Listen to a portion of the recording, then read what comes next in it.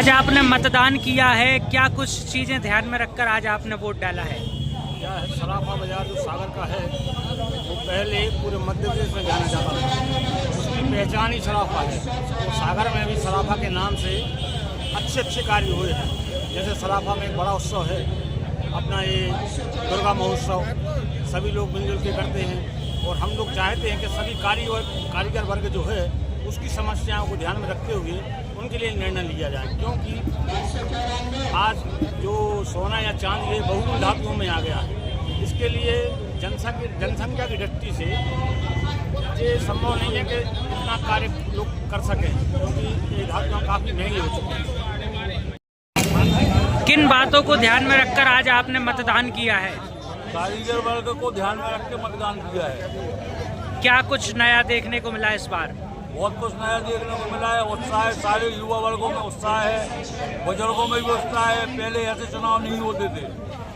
क्या ये मध्य प्रदेश में पहली बार यहाँ सागर में? मध्य प्रदेश में ये पहली बार वोटिंग से चुनाव हो रहा है सराफा बाजार के अंदर। कितने मतदाता अब तक मतदान कर चुके हैं और मतदान का प्रतिशत अब तक क्या है?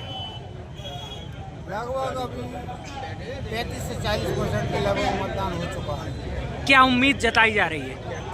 उम्मीद तो अच्छी है, परिणाम अच्छे रहेंगे। जैसे भी रहेंगे परिणाम अच्छे रहेंगे। और हमारे सागर सराफा में लोकतांत्रिक तरीके की जो व्यवस्था हुई है वो बहुत शानदार व्यवस्था है।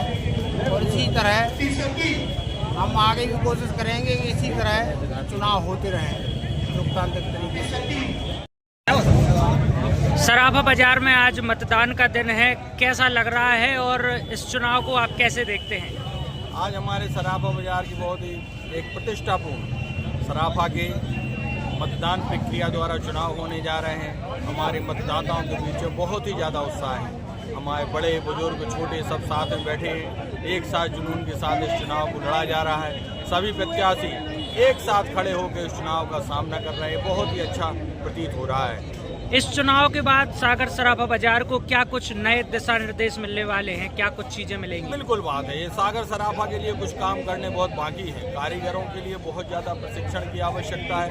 उनको जो है वर्तमान परिस्थितियों का जो सामना करना पड़ रहा है, बाहर से जो माल आता है सोने का या चांदी का, वो सागर की अपेक्षा में आज मार्केट में चल रहा है। हमारा कारीगर पिछड़ गया है। उसके लिए मशीनरी की आवश्यकता है। उसके लिए सस्ते जेवर बनाने के लिए जो है कुछ और मशीनरी और साथ में मिलकर एक कंपनी बन के काम करने की आवश्यकता है, जिसके सामने हम अपनी कमेटी के साथ बैठ करके कुछ निर्णय करने वाले हैं। जिन दावों को लेकर आप लोग चुनाव प्रचार में उतरे थे, क्या कुछ नजर आ रहा है और अब तक कितने लोग मतदान कर चुके हैं? लगभग मतदान 30% मतदान हो चुका है।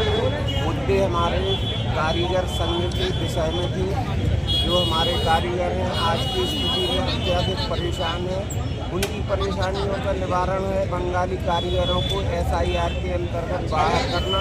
जिस मुद्दे को लेकर मैं चुनाव में उतरा था उसकी मेन वजह यही है, हमारे कारीगर वर्ग को आज की स्थिति में उनके पास कोई भी काम नहीं है, जो कि एक बड़ा समूह है और उस समूह का भविष्य अंधकारमय हो रहा है।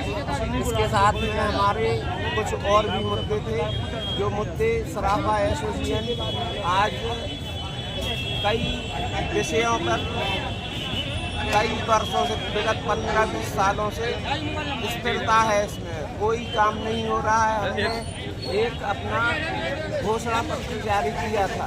उस घोषणा पत्र के अनुसार हमारे बाजार में जो अव्यवस्थाएं हैं, जो थोक व्यापारी फुटकर व्यापार कर रहे हैं, उन पर रोक लगाएंगे। जो बाजार में आज एक बड़ी समस्या है कि एक टॉयलेट नहीं है पूरे बाजार में, पूरे सराफा बाजार में एक भी टॉयलेट नहीं है। महिलाओं के लिए भी दिक्कत जाती है। कहीं अगर ग्राहक आ गया तो उसके लिए कोई व्यवस्थाएं आज तक नहीं की गई। ये व्यवस्थाएं हम करेंगे। इसके अलावा हमारे समाज के बेटा बेटियों के संबंध में हम एक कमेटी बनाएंगे जो उनकी रिश्तेदारी सुनिश्चित करेगा।